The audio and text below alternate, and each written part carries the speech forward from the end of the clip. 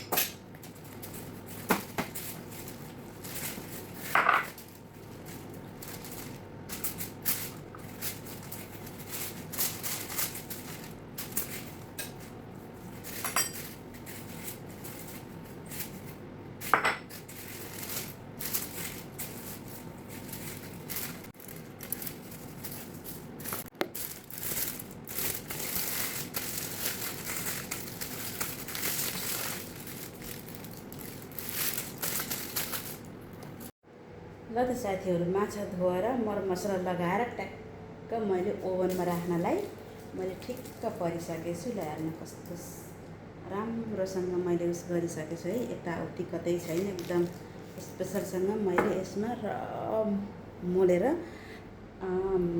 कस्तिरमा मैले प्याक गरिसकेको छु।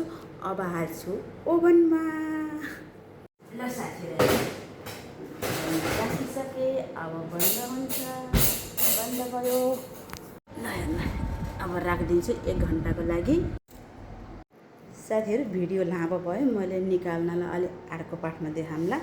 अहिले चाहिँ यसको लागि समाप्त गर्छु। ल बाई बाई। अर्को भिडियोमा मिलौँला। By by.